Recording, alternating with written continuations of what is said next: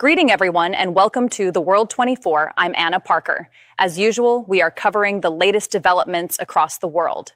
U.S. President Trump is directing the Pentagon to reduce military exercises with South Korea, citing high costs and policy shifts. In other news, Bonnie Tyler's funeral plans involve a public celebration of life, taking place later this summer in Wales.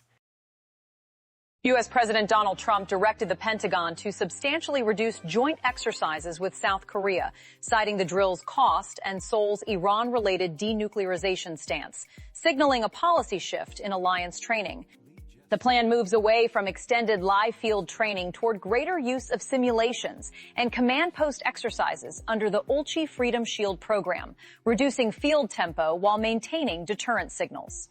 Seoul signaled continuity with adjustments, indicating Freedom Shield would proceed with reduced field training and greater emphasis on simulations, a shift that could be constrained by NDAA provisions while still signaling deterrence toward North Korea and Iran.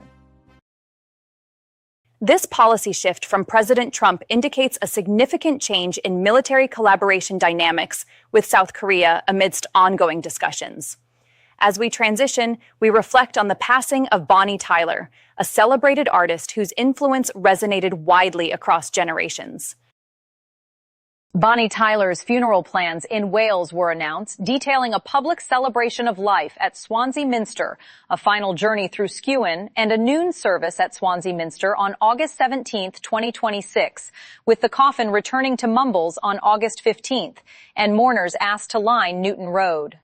Public memorials will include live streams and viewing sites, enabling broad participation and ensuring coverage by outlets such as The Guardian, AP News, and ITV Wales. The event highlights Tyler's enduring global influence, prompting international tributes and cross-border mourning that extend beyond Wales and reflect her lasting cultural impact. As we honor Bonnie Tyler's extraordinary influence, we reflect on her music and the countless lives she inspired. In related developments, Jared Kushner's engagements in the region signal a critical juncture in the ongoing situation in Gaza. Jared Kushner held hours-long talks with Prime Minister Benjamin Netanyahu on the Gaza roadmap following discussions with Hamas in Cairo, as Washington advances a phased ceasefire and governance framework. Phase 2 envisions decommissioning heavy weapons and tunnels, dismantling storage, deploying an international stabilization force, establishing an international verification mechanism, and forming a national committee for Gaza administration. This momentum signals a U.S.-led effort to govern Gaza via a phased plan, highlighting Cairo mediation and the role of mediators like Mladenov and Blair, while Israeli politics influence timing. As discussions on the Gaza roadmap progress, challenges continue to impact the region's stability and efforts for peace. Recent reports highlight escalating violence in the West Bank, raising urgent concerns for both civilians and peacekeeping efforts.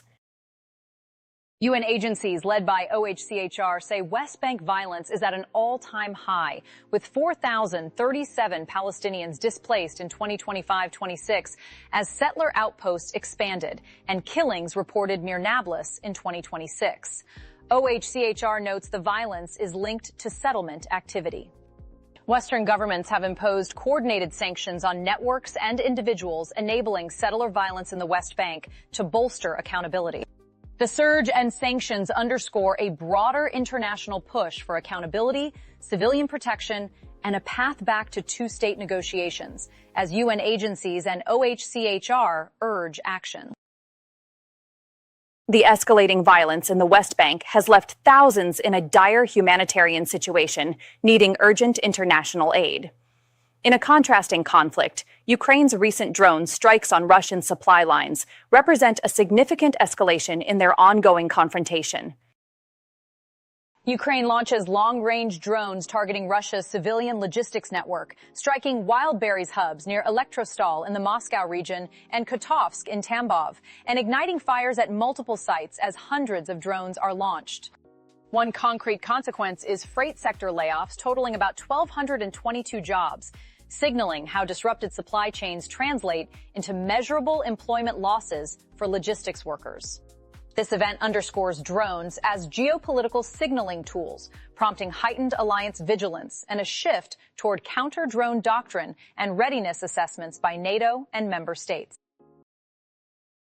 This concludes our coverage for today. We thank you for being with us and following the latest development of our stories. We invite you to subscribe to our YouTube channel, Fishstock Network, and to follow us on X at Fishstock Media to join our community. From all of us at The World 24, thank you for being with us today, and we'll see you next time.